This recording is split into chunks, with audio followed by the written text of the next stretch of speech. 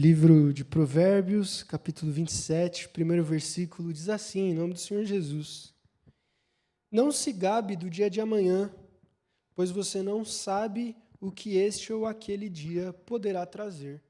Fechem seus olhos. Senhor Jesus, nesse momento a gente orando porque nós temos a total consciência que é só através de uma ação do Espírito Santo, iluminando os nossos corações e nos capacitando, que a gente consegue entender a sua palavra e aplicá-la na nossa vida. Por isso, o culto é um momento extremamente espiritual, onde os nossos corações são expostos diante da glória de Deus. E todas as vezes somos incitados e provocados a termos uma resposta diante da tua glória e diante da verdade do Senhor. Que as nossas respostas diante da tua vontade, diante do teu texto, sejam aquelas que o Senhor deseja a nós.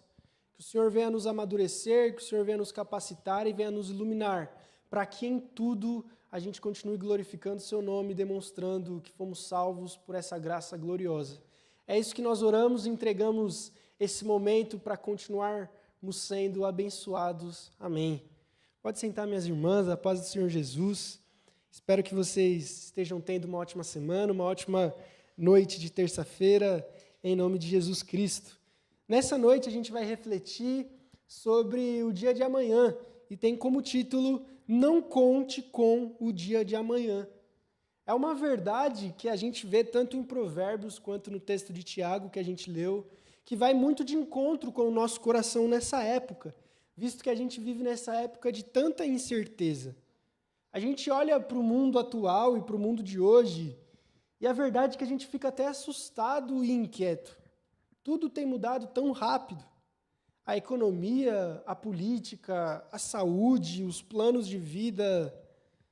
E eu acho que você, assim como eu, um dia já disse, ou um dia já escutou alguém dizer: ano que vem é o meu ano. Ano que vem eu começo. Amanhã eu mudo. Geralmente a gente deixa essas frases para o último dia de 2025, que é quando o ano vai virar e a gente estabelece aqueles planos, aquelas metas. Mas a verdade é que por trás dessas frases a gente tem a consciência de que tudo tem mudado muito rápido. E que às vezes se a gente não toma uma postura, a gente começa a ser engolido por esse tempo tão rápido, por esse tempo tão depressa. E por essas incertezas e ansiedades tão grandes que nos levam a refletir todos os dias sobre como deve ser a nossa vida enquanto a gente vive. Obrigado, viu, Jacira? Por isso, a gente vai refletir na palavra de hoje sobre esse equilíbrio que a Bíblia nos mostra entre sermos pessoas sadias, pessoas sãs, pessoas que não vivem no acaso ou não vivem sem fazer nada, mas também o equilíbrio de não sermos pessoas que planejam o amanhã sem inserir Deus. Não sermos pessoas, como Tiago afirmou, que às vezes esquecem de como a vida é passageira e imprevisível e montam diversos planos, ideias e sonhos apoiados muito mais no nosso orgulho, nas nossas pretensões e desejos do que no reino de Deus. Por isso, o conselho divino para a gente nessa noite, no livro de Provérbios, não confie no amanhã, que é tão incerto, mas viva o hoje, sabendo viver através da sabedoria de Deus.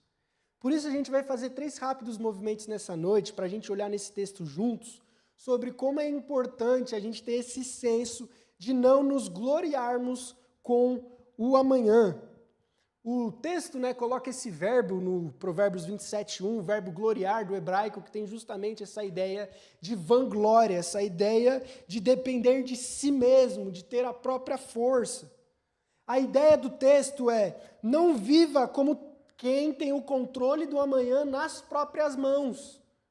Não viva acreditando que o que vai acontecer amanhã depende exclusivamente de você e que você tem o controle da rotina, dos planos e dos sonhos nas suas mãos.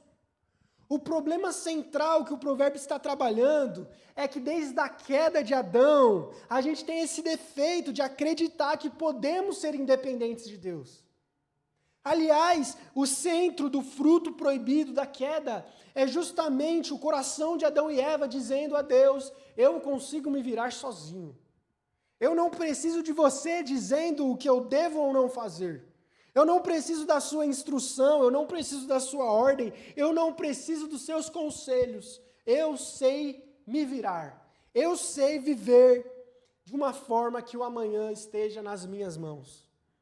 E isso ecoa nos nossos corações até os dias de hoje. Com o pecado, a gente começa a pensar que o tempo nos pertence. Que o futuro é simplesmente reflexo das nossas escolhas. E fora isso, a gente ainda está inserido numa cultura que exala e exalta o planejamento, a carreira, o construa o seu futuro. E a ideia não é que é pecado planejar, mas o problema é quando o amanhã, o futuro, o sonho se torna um ídolo. É quando, muito mais do que o reino de Deus, nós estamos preocupados no reino dos homens. Sobre que emprego a gente vai ter que vai me dar dinheiro suficiente para que eu atinja o propósito que eu quero. Que faculdade que eu escolho para que eu viva uma vida confortável nessa terra? Que decisão eu tomo para que eu tenha conforto, prazer e felicidade nessas décadas que eu vivo? E aí o amanhã, o futuro começa a se tornar um ídolo, porque a base das minhas escolhas não é o reino de Deus, mas é o reino dos homens, é o conforto que eu almejo, é a felicidade que eu procuro, é a paz que eu quero, é a formação que eu preciso. E muitas vezes nós estamos procurando respostas e plenitude em lugares onde Deus afirma desde o começo da humanidade que nunca nos trarão preenchimento. Às vezes nós pensamos que o nosso preenchimento, que a nossa plenitude virá quando a gente terminar tal faculdade, fazer tal pós-graduação, quando a gente entrar em determinado cargo, emprego, quando a gente atingir essa faixa de renda mensal, aí sim. E a gente vai colocando metas, sonhos, planos que começam a se tornar ídolos no nosso coração. Porque a maneira que a gente vai atingir esses sonhos não mais é por causa da graça de Deus, mas depende exclusivamente do meu esforço. E aí a gente romantiza aquele pai ou aquela mãe que deixa de passar tempo com o filho porque está se matando de trabalhar para que o filho tenha uma educação boa e plena. E de certo modo isso é sim uma atitude louvável, mas em outro modo também mostra como nós não confiamos em Deus e confiamos muito mais nos nossos próprios esforços para que a gente atinja os nossos objetivos.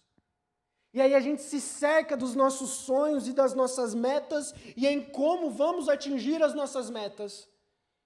E Deus vira muito mais um amuleto da sorte que a gente procura quando a gente quer atingir o nosso objetivo.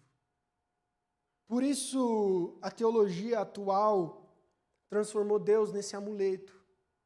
Transformou as orações piedosas que a gente tinha na história, na Bíblia, em orações pagãs, onde queremos somente a bênção e as respostas do Senhor.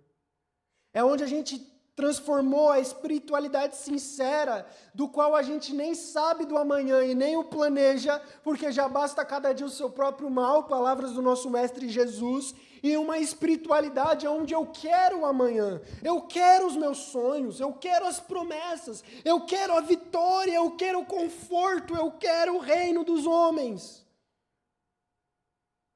E em vez da gente focar no reino de Deus, em como nós cresceremos como reino de Deus, a gente tem ficado cada vez mais individualista, preocupado no nosso sucesso, no nosso conforto, no nosso lazer, numa vida que Tiago afirma que passa rápido, como uma neblina passageira. Enquanto o mundo tem colocado a esperança em diplomas, na estabilidade financeira, na saúde, achando que o amanhã é garantido, Provérbios vem falar que o amanhã não é garantido. Que na verdade nós somos uma neblina que não sabe do amanhã e devemos viver tão somente firmados na misericórdia de Deus, porque é ela que nos sustenta e nos dá vida. O texto nos chama a essa humildade de reconhecer que o amanhã não está nas nossas mãos. Em segundo lugar, o texto ele fala dessa fragilidade do futuro. Em primeiro lugar, a gente viu que a gente não pode se gloriar no amanhã, que a gente não pode ser autossuficiente. Em segundo lugar, o provérbio vem ressaltar como o futuro é frágil, como o amanhã é incerto. O final do versículo ele coloca: porque vocês não sabem o próximo dia. Vocês não sabem o que o próximo dia trará. A gente não sabe quais são as coisas que o amanhã, que a quarta-feira vai nos proporcionar ou não. O provérbio está querendo ressaltar como é imprevisível. O homem pode até planejar, mas só Deus conhece o amanhã. Quem de nós em 2019 poderia prever que ia ter uma pandemia em 2020? Que fecharia tudo? Que mudaria os relacionamentos por anos? Quem pode prever uma crise, uma perda ou uma oportunidade? O futuro é algo que está nas mãos somente de Deus.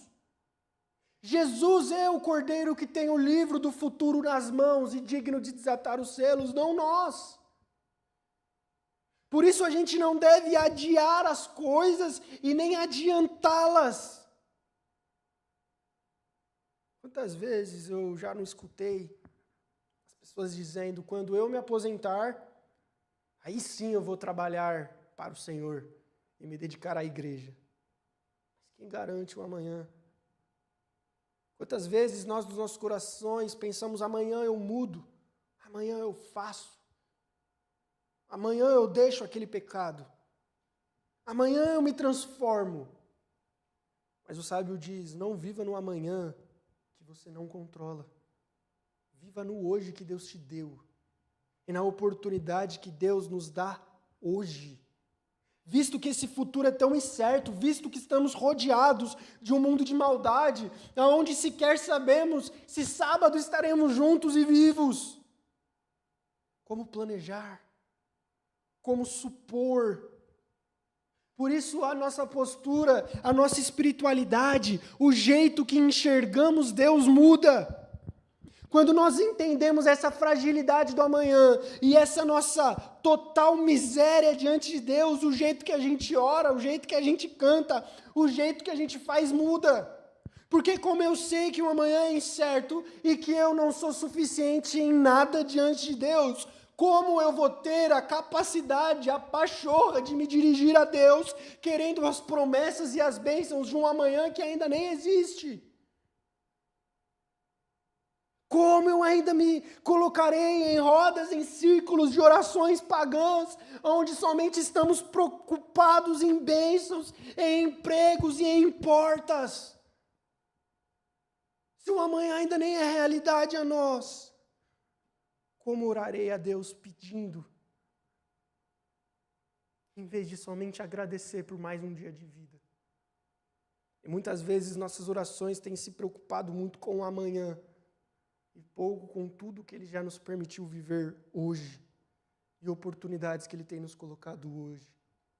Por isso, em terceiro e último lugar, a gente vê que a vida com Cristo é urgente. O ponto central é que se a gente não pode confiar no amanhã, e o ontem já passou e é tarde demais, só nos resta o hoje. Por isso a nossa única segurança está em vivermos em Cristo, hoje. A Bíblia diz, como em Salmo 118, 24, este é o dia que o Senhor fez, vamos nos alegrar e nos regozijar nele. O autor de Hebreus, em Hebreus 3,15, fala: hoje, se ouvirem a sua voz, não endureçam o coração. Por isso Deus é um Deus que se preocupa hoje com a nossa vida, com o nosso jeito, com a nossa espiritualidade, e nos coloca oportunidades de transformação através de Cristo. Jesus é a garantia do nosso futuro eterno, não no reino dos homens, mas no reino dos céus. A gente não precisa se preocupar com o futuro, porque uma vez que estamos em Cristo, o nosso futuro está garantido. Ainda que soframos, ainda que não recebamos, ainda que morramos, O nosso futuro em Cristo está certo. O nosso futuro de ressurreição em glória com a vinda do Senhor, homem e mulher nenhum pode tirar, sofrimento nenhum arranca, pena de morte nenhum tira, a certeza da salvação que Cristo coloca em nós. Por isso, o futuro que nós nos gloriamos não é o futuro no reino dos homens e nesse tempo cronológico tão passageiro, mas é o futuro que Cristo nos proporcionou. Uma vez que entregamos a nossa vida a Cristo verdadeiramente, João fala nas palavras de Jesus que a vida eterna já começa na vida daquele que se converte.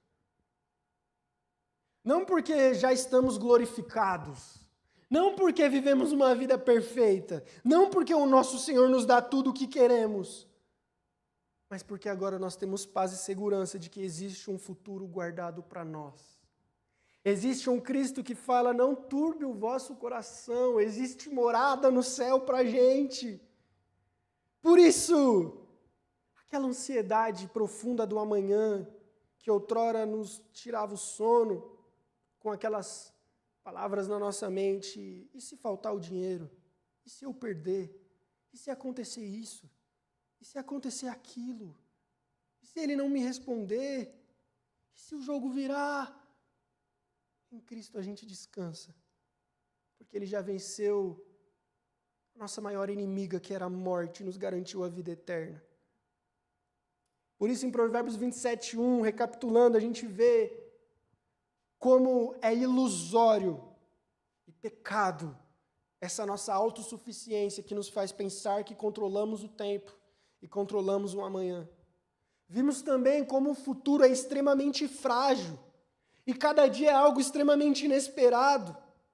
E vimos que a fé em Cristo e a comunhão com Cristo é uma urgência que nos mostra que é só em Jesus que temos a segurança verdadeira.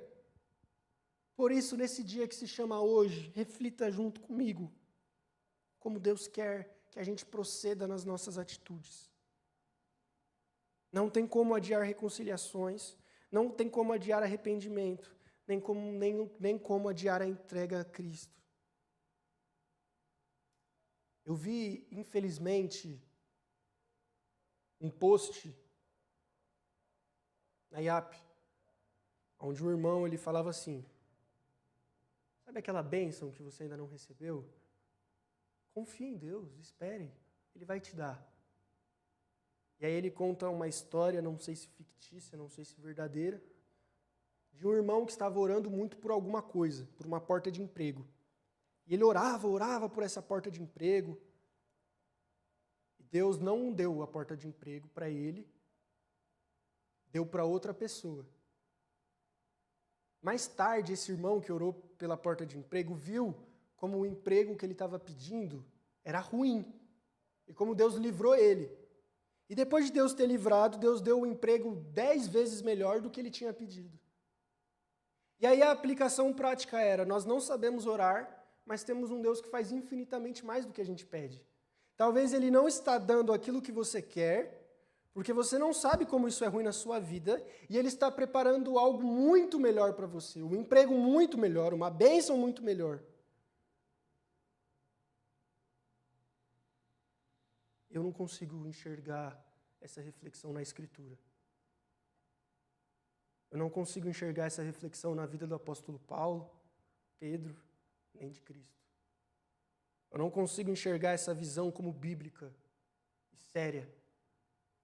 Eu não consigo aplicar Provérbios 27:1, onde Deus está nos exortando a não nos preocuparmos com o amanhã, com essa visão materialista, consumista e de teologia da prosperidade, onde Deus vai te dar mais. Deus vai abrir a porta. E no fundo é um coração que está preocupado no reino? Não. Nas pessoas sofrendo? Não. Mas na porta de emprego que eu quero. Aliás, Deus está muito mais preocupado do que com as pessoas que passam fome, do que com os ímpios que estão indo para o inferno, com você e eu. Ter um emprego melhor. Deus quer muito mais que meu salário saia de 2 salários mínimos para que pule para 10. do que com que ímpios sejam salvos. É um Deus que nós criamos e que se parece com a nossa barriga, faminta e insaciável, preocupada com o amanhã, preocupada com o reino dos homens, preocupada com o conforto. Mas Cristo na sua vida disse: se alguém quiser vir após mim, negue-se a si mesmo, tome a sua cruz e siga-me. Aquele que ama mais o seu pai e a sua mãe do que a mim não é digno de mim.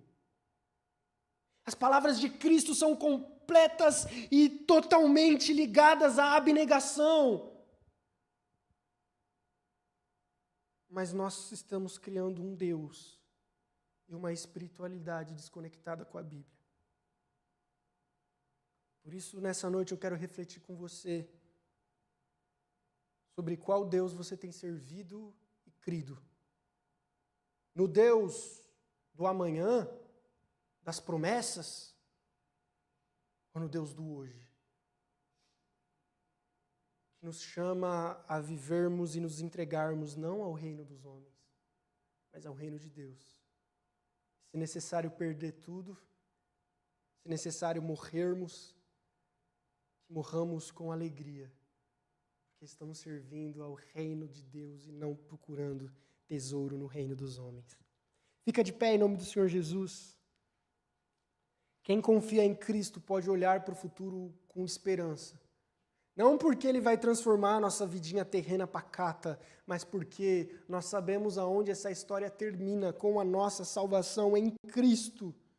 Por isso nós não vivemos a nossa vida atual em incertezas e ansiedade, mas lançamos as nossas preocupações no Senhor, que diz: busquem o reino de Deus em primeiro lugar, e as demais coisas eu cuidarei.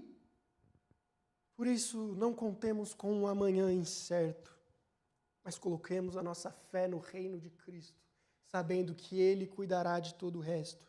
E mesmo que você perca, mesmo que você sofra, mesmo que você morra, você fará tudo isso feliz, satisfeito, porque Deus vive em você. E eu quero terminar essa reflexão pedindo para você abrir a Bíblia junto comigo. 2 Coríntios, se possível. E nós vamos para o capítulo 11.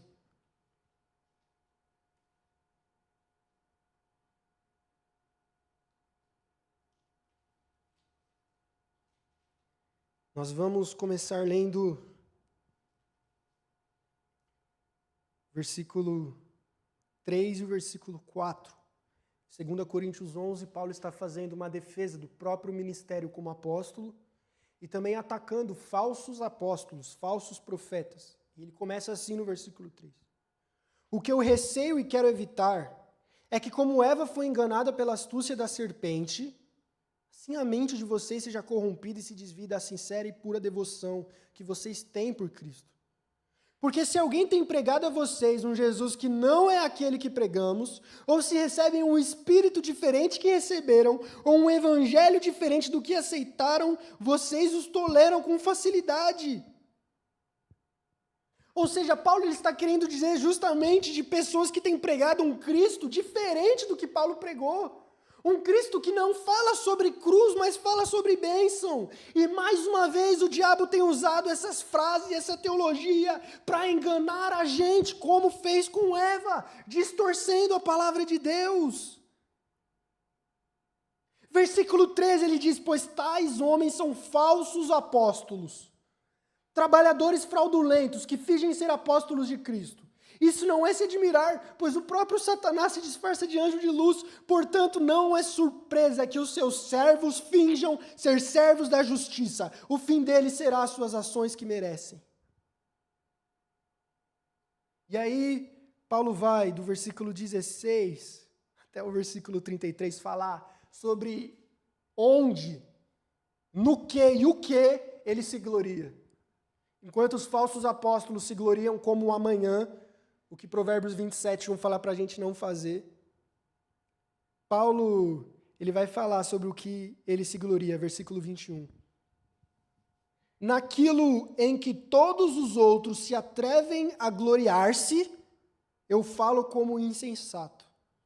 Eu também me atrevo. São eles hebreus? Também sou. São israelitas? Eu também.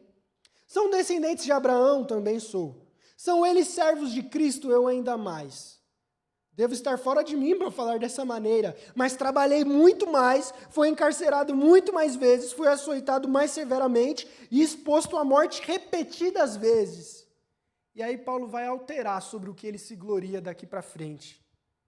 5 vezes recebi dos judeus 40 açoites menos 1. 3 vezes fui golpeado com varas, 1 vez apedrejado. 3 vezes sofri naufrágio, passei 1 noite e 1 dia como náufrago em alto mar. Estive continuamente viajando de uma parte a outra, enfrentando perigo nos rios, perigos de assaltantes, perigos entre os meus compatriotas, perigos entre os gentios, perigos na cidade, perigos no deserto, perigos no mar, perigos entre falsos irmãos.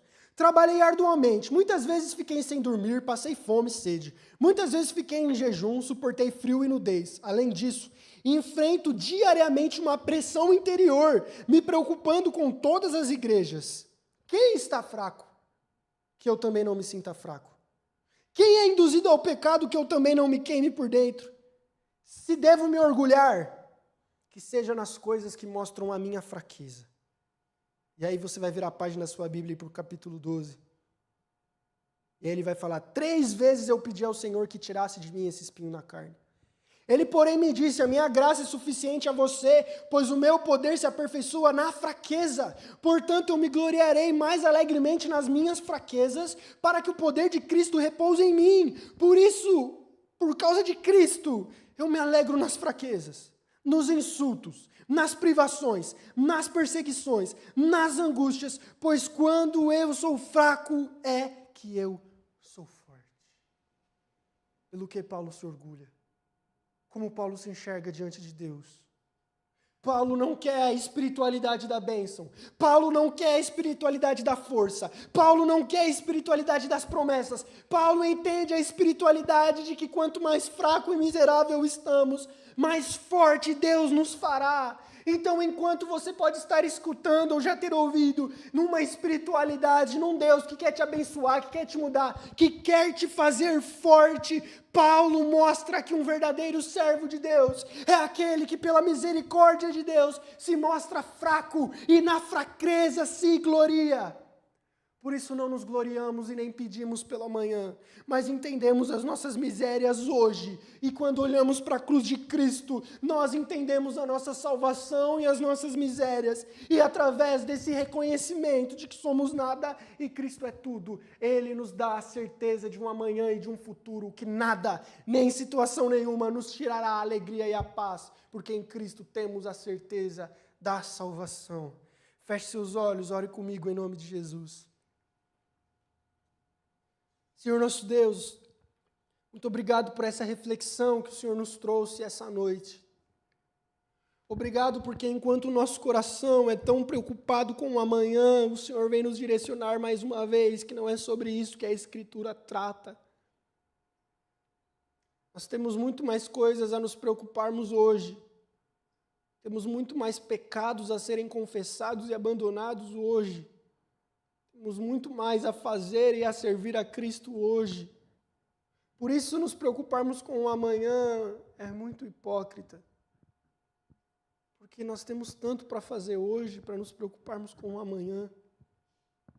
Por isso eu oro pedindo perdão se muitas vezes estivemos dentro dessa espiritualidade antibíblica. E oro para que o Senhor molde o jeito que a gente te enxerga, o jeito que a gente ora, o jeito que a gente se relaciona contigo. E nos leve a uma maturidade de um Deus que quer que nós sejamos transformados hoje, pessoas parecidas com Jesus hoje, e use o caráter novo que Deus nos deu, no novo nascimento, para manifestar Jesus às pessoas que o Senhor tem colocado ao nosso redor hoje.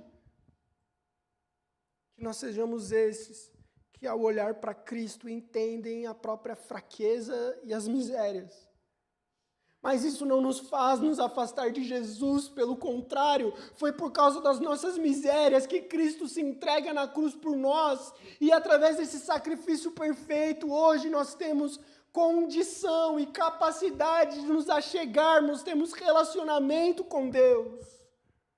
Por isso que através da obra de Cristo, o Senhor venha nos transformar o nosso coração, transformar o nosso jeito, para vivermos como o Senhor quer que vivamos. Em nome de Jesus Cristo. Amém. Glória a Deus. Essa é uma palavra de esperança. Não importa, minha irmã, o que aconteça com o mundo. Não importa como a política brasileira se desenrole. Não importa como seja a economia daqui 5 ou 10 anos. Nós fomos alcançados por uma salvação que vai muito além do reino dos homens. Por isso, pouco importa o que acontece com o reino dos homens, o que importa é como o reino de Deus está progredindo nesse mundo. O que importa é como nossas vidas têm se doado a esse reino de Deus. Por isso, não se preocupe com o amanhã, se preocupe com o hoje e em como Deus quer usar a sua vida para ser alguém que manifesta o reino de Deus no reino dos homens. Nós estamos caminhando para o encerramento de mais um culto. Eu quero agradecer a sua presença, que Deus te abençoe, que Deus te dê uma ótima semana. Se Deus quiser, a gente vai estar de novo reunido aqui